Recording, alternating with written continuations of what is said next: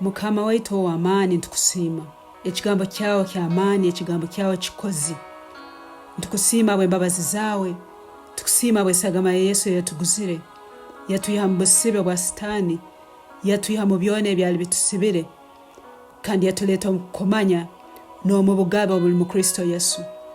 Mukama abakamekero kyate obungenda kubaza n'abaana baawe ninsaba omwoyo arukwera abe kaiso halibo ninsaba obegese Mukama wange kukira nyowe binsobora kugamba mwoyo arukwera ijo toleka amananu mwoyo arukwera ijo tuhamani kukorebe byogonza tukole tuyimuche Mukama tukule mu mwoyo tukule mu kusaba tukule mu kumanya tukule mu kwetegereza ekigambo kyawe kandi tutunga amagezi gawe agobwarhanga ninkusima bwekiro kyate Mukama habo kuba notwegesa kandi emitima yaitu yetegekere kutunga kurugana mbere oli omwoyo arukwera webala omwegesa waitu omwibali ya Yesu Kristo tusabire amina. Kiro kyati nyenda tubazeho ensonga habwaki osemerire kusaba mu rulimi Orwenzarwa. Mu video etukozere akaire kahwiro kataito tubalizeho kusaba mu rulimi rwa Orwenzarwa. Habwaki osemerera kusaba mu rulimi Orwenzarwa ninja kwa points zirinka ina habwaki osaba mu rulimi Orwenzarwa.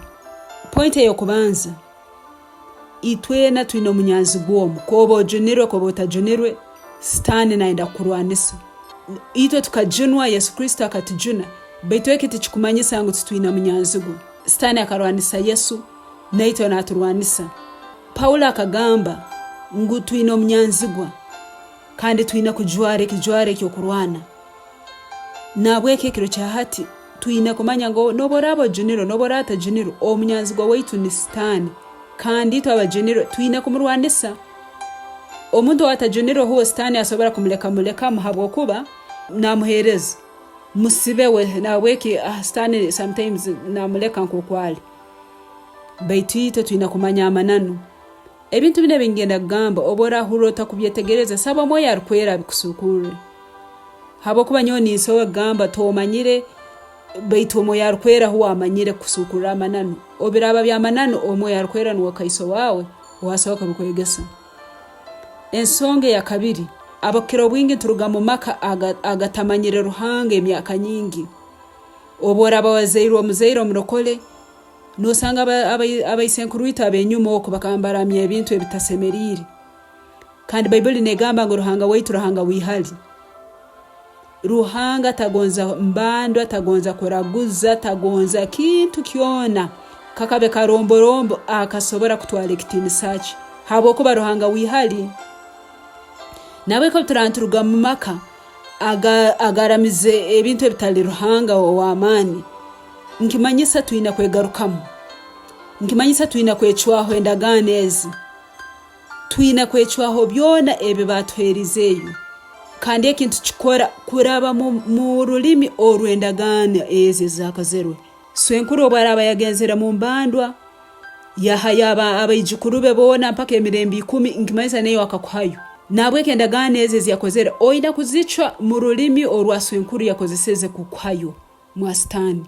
Point endi obutukaba tulibana abakiro bwingi bakatuhayo kuraba mu kuturuka amabara manya bakuturukya ha musana herwe kiro kya kasatu kiro kya kana bakuruka empako bintu bingi kandi bakabikora habo burungi habo butamanya Baitu ebye bintu bakozere kukuhayo mu butamanya bwabo nibisobora kusibo bomezi bwabo bona amabara gabakwiraga mugembandwa ebintu ebakurukire ebindi bisoro ebindi bijoka nabwe babakwiraye ha bintu ebye bintu ina kubicwa kuraba mu rulimi orubabikoliremu obaraba kwireye hali emyoyo emibi oyina kukozesa amani age kigambo kya ruhanga kuraba musare zo rulimi orwazalirwemu kuchwa ebintu ebi kuchwa okhongo okwo kubakhongere hali Abanyanzigwa hali emizimu na rubale na mahembe na abachwezi na byona.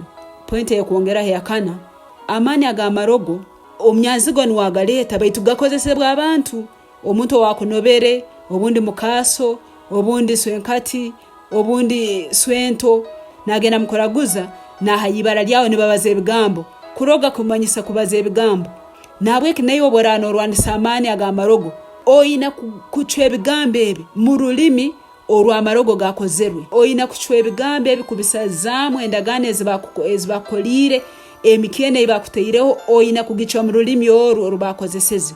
Osobora kuba nosaba kampeeki okuroraho ekendimi ibiri, olulimi Oluganda n'olulimi Rutooro.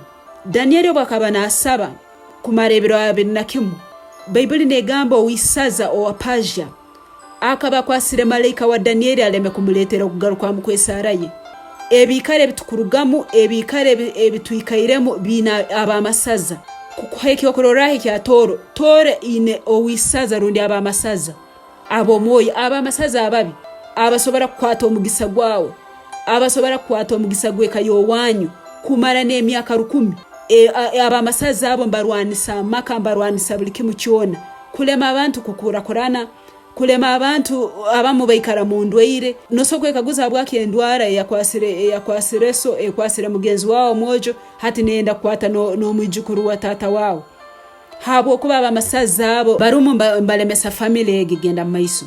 Yesu Kristo obweija atuhebye okurwanisa eby'amaani, ng'oku Paulo yagambire kuteera hansi abamasaza abo. Ebyokurwanisa ebi bikozese mu rulimi Orwenzarwa. Habo kuba amasaza okurwanisa Watooro tali wa Buganda, hati obakutandika kusaba oteire mu manya kawula n'omuzimo gwa Tooro ngukukaguza derumanya hati onagambaki nugwe ebyamera nugwe yongera n'okusibira kimu. Habo kuba nosaba esara yo yamananu Baitu noteere ekintu ekitakuroho rundi ekyoteinaho busobozi kuteera. Oborano orwanisa abamasaza abatooro batere mu Rutooro. Oborano orwanisa abachwezi abasibire kayo wanyu batere mu Rutooro rundi Orunyankole rundi Orunyoro.